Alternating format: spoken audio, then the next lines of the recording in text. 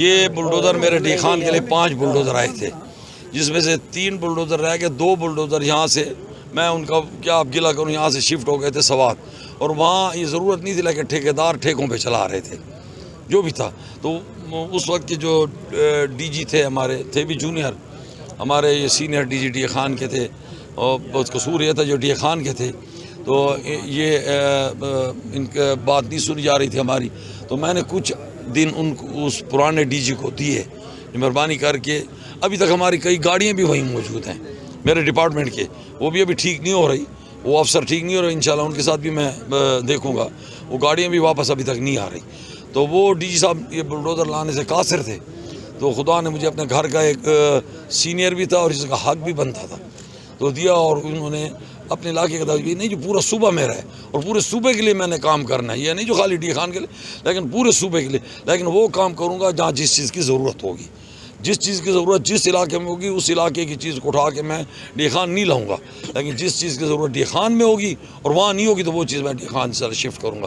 میں کوشش کر رہا ہوں، کئی ایسے فنڈ بھی، کتنے بلڈوزر آپ لوگ لائے؟ میں اب 2 بلڈوزر میں جیسے ہمارے نئے ہمیں ملے تھے 5 تھے، 5 میں سے 2 شفٹ ہو گئے تھے، وہ 2 میرے ڈی جی جیسے بنے ہیں، انہوں نے 5 دن کے اندر وہ 2 بلڈوزر ڈی خان تک، کیونکہ پچھلے دفعہ میں آیا تھا اور میں نے اپنے لوگوں سے وعدہ کیا تھا کہ میں انشاءاللہ یہ بلڈوزر واپس لاؤں گا، تو میں مشکور اپنے ڈائریکٹر جنرل صاحب کا، جنہوں نے فوراً میری بات مانی اور وہ 2 بلڈوزر واپس لے آئے، اور ہم اور بھی چاہیں گے انشاءاللہ جو مشینری ہماری ضرورت کی، اگر کسی اب یہاں ایسی مشینری پڑی جس کی ہمیں ضرورت نہیں ہے، ایسی بس دے دی گی، تو وہ مشینری ہم ان علاقوں میں بھیجیں گے جہاں ان کی ضرورت ہوگی، اور جو مشینری ہمیں ضرورت ہوگی وہاں سے ہم آئیں انشاءاللہ۔ آپ خود سوچیں جو C R B C canal کی بند ہونے کی وجہ سے ہمیں کتنا بڑا نقصان ہو رہا ہے۔ میری 4 شوگر ملے ہیں، ہم ستمبر کاشت نہیں کر سکے، ہم گندم کاشت نہیں کر سکے، زمین میں پانی کڑوا ہے، زمین میں پانی کڑوا ہے، جہاں ہم ٹیوب ویل نہیں لگا سکتے،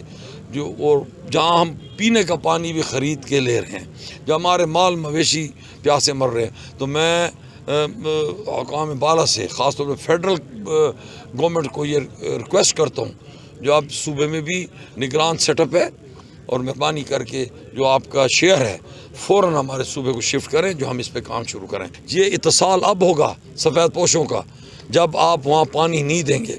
فلڈ نے تو جو نقصان کیا، خود سوچے، میں لڑ رہا ہوں، میں فوڈ ڈپارٹمنٹ کے ساتھ، جو ہمیشہ میرے شہری لوگ آٹا خرید کے کھاتے تھے، دیہاتیوں کے پاس اپنی خوراک ہوتی تھی، اس دفعہ میرا دیہاتی خریدنے پہ مجبور ہے، جو فلڈ آیا اور ان کے جو انہوں نے خوراک گھروں میں رکھی تھی وہ بہہ گئی، تو اب وہ دیہاتی بھی خرید رہے ہیں۔ میں اس چیز پہ ان کے ساتھ لڑ رہا ہوں، جو مہربانی کر کے ہمیں کوٹا ہمارا بڑھایا جائے۔ ہمارے لوگ آگے ہمارا رمضان شریف آ رہا ہے، آٹے کے ٹرکوں کے پیچھے ہمارے لوگ بھاگ رہے سارا دن، اور کوئی کام نہیں کر سکتے، لیتے پیسوں پہ لیکن آٹا نہیں ہے۔ آپ نے آٹے کی بات کی، اس پہ بھی اعتراضات ہو رہے ہیں کہ اس کی ترسیل میں بھی بنوانا، ترسیل میں ہمیں جی ٹوٹل پر ڈے 12 ٹرک ملتے ہیں، جو 15 سے 20 دن کے بعد ایک علاقے کا نمبر آتا ہے۔ محکمے پہ اعتراضات، تو محکمے پہ یہی اعتراض ہے جو آٹا ہے نہیں۔ میں نے وہاں دیکھیں جو چیز ٹھیک ہوگی ہم اس کو ٹھیک کہیں گے، جو غلط ہے محکمہ بھی مجبور ہے۔ جو ہم نے وہاں اپنے گندم کے سٹاک کو دیکھا ہے، جو ہمیں بریفنگ دی گئی ہے، ہمارے وہ سٹاک نے پنجاب پہ ہمارا بند ہے۔ میں نے بڑی کوشش کی کہ پنجاب سے ہمارا آٹا کھل جائے، اس میں بھی ہمارے قیمتوں میں بھی فرق آئے گا اور ہمارے لوگوں کو آٹا بھی، اس کے لیے بھی ابھی تک ہماری بات چل رہی ہے۔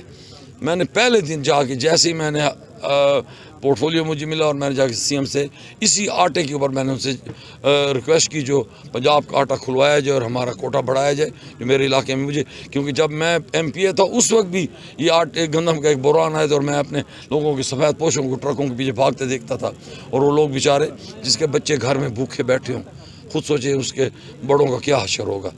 تو یہ چیز ہم سب پہ آ سکتی ہے، تو ہمیں مل کے اس کا مقابلہ کرنا چاہیے۔ اب میری آواز بنے، خدا کے لیے میری آواز بنے، جو ہمیں یہ کوٹا بھی ہمارا بڑھایا جائے، اور ہمارے ہر خاص دیکھیں جی میرا محکمہ موسمی محکمہ ہے، اگر ٹائم پہ یوریا مجھے نہیں ملے گا میری گندم نہیں ہوگی، ٹائم پہ مجھے فنڈ نہیں ملے گا تو میں باغ نہیں لگا سکوں گا، موسم گزر جائے گا۔ اور آپ کا کوئی اریگیشن سسٹم اسی پہ منحصر تھا، لاکھوں ایکڑ زمین ان بلڈوزروں نے سیراب کی ہے اور بڑی خدمت کی ہے۔ میں تو آیا ہوں 95-96 سے، اس کی پہلے کی بات ہے۔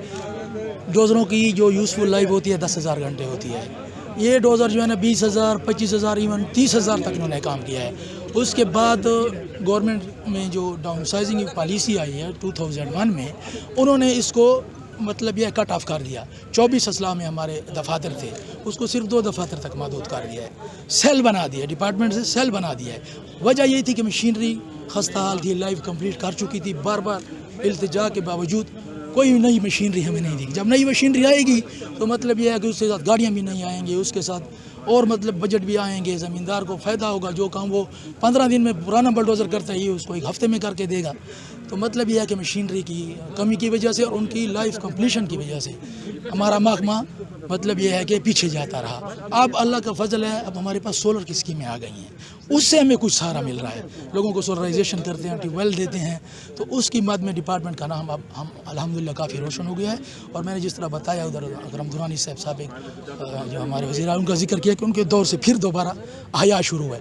اور یہ مشینری کس کو دی گئی تھی؟ جب ہمیں ختم کیا گیا یہ مشینری سائل کنزرویشن کو دی گئی، یہ مشینری ایکسٹینشن کو دی گئی، جن کا کام بیج ہے، کھاد ہے، مطلب یہ ہے کہ ایروجن سٹرکچر بنانا ہے، ان کے حوالے کر دی گئی، جو اس کے نٹ بولٹ سے بھی آشنا نہیں تھے. تو ادھر جب مشینری گئی تو اس کا بیڑا اور بھی غرق ہو گیا. پھر حکومت کو احساس ہوا کہ نہیں، یہ تو ایگریکلچر انجینئرنگ ڈپارٹمنٹ کی ضرورت تو ہے، خاص کر ڈی خان میں روتکوئی کے لیے، کیونکہ ڈی سی کے پاس بجٹ آتا ہے، وہ ہمیں گھنٹے دیتے ہیں، ہم اس کے بلڈوزر بھیجتے ہیں. اب جب محکمہ ہی نہیں ہے تو ڈی سی کس کو کہے گا؟ پرائیویٹ سیکٹر تو وہ نہیں کرتا، وہ تو ہمارے ذریعے پہلے ہی کرتا ہے. ہمارے آپریٹرس کو تجربہ تھا کس طرح بند بنانے ہیں، کس جگہ پہ بنانے ہیں، کتنی ہائٹ پہ بنانے ہیں، یہ سارا ان کا ایکسپیرینس تھا. تو مطلب یہ ہے کہ مشینری کی کمی تھی. سولرائزیشن اب جب آ گئی ہے تو محکمہ کچھ آگے جا رہا ہے. پھر یہ 19 بلڈوزر آ گئے، اس سے بھی کچھ ہمیں بوسٹ اپ ملا. ابھی بھی میں نے ریکویسٹ کیا کہ اگر مشینری، ہمارا مین ڈپارٹمنٹ مشینری ہے، سولرائزیشن ٹیوب ویل یہ اس کے ساتھ دوسرے تیسرے نمبر پہ. مشینری ہماری ہوگی، لینڈ لیولنگ کے قابل ہم ہوں گے تو ہمارا محکمہ مزید بھی چلے گا. اگر مشینری نہیں ہوگی، اب میں نے 3 آپ نے فلڈ تو آپ نے دیکھا ہے جو بھی گزرا ہے، فلڈ نہیں تھا، ایک عذاب الہی تھا. لیکن ان 3 بلڈوزروں پہ اور اس کے ساتھ 2 مطلب یہ ہے کہ ان میں سے پرانوں میں سے کچھ اچھے لگا کے تو ہم نے یہ دن رات ادھر بیٹھ کے، میں خود بیٹھا ہوتا تھا، میکینکس ہو گئے، ڈرائیور ہو گئے، ہمارے سپروائزر ہو گئے، دن رات بیٹھ کے ہم نے شارپا ناؤں کو کور کیا ہے. کلاچی کو بچایا ہے، پہاڑپور کو بچایا ہے، ادھر پروگ سائڈ کو بھی بچایا ہے. تو بس اللہ نے ہمارے پردے رکھے ہیں اور ڈسٹرکٹ ایڈمنسٹریشن اس کی گواہ ہے کہ انہوں نے، میں جب بھی میٹنگ میں جاتا تھا کمشنر صاحب مجھے خود کہتے تھے کہ آپ ادھر نزدیک بیٹھے اپنی پروگرس بتائیں. پھر اس کو ڈی سی صاحب کہتا تھا انجینئرنگ ڈوزر جی خط چلے گی لے گی آدھی. اللہ نے عزت رکھی ہے اور اب یہ 2 ڈوزر اور آ گئے ہیں تو اس سے کچھ اور مطلب معاملہ آسان ہو جائے گا. اور آگے بھی امید ہے کہ مشینری آئے گی اور انشاءاللہ بھی ہمیں ڈپارٹمنٹ کا جو ہے نا وہ دوبارہ وہ بحال ہو رہا ہے. لوگوں کا جو مطلب وہ ہوا تھا، اعتماد شکستہ ہوا تھا، وہ اب اعتماد بحال ہو رہا ہے. اور گورنمنٹ اس حلیم خان قصوریہ صاحب جیسے منسٹر اگر آ جائیں تو انشاءاللہ وہ دن دور نہیں، پھر اس ورکشاپ میں رونق ہوگی.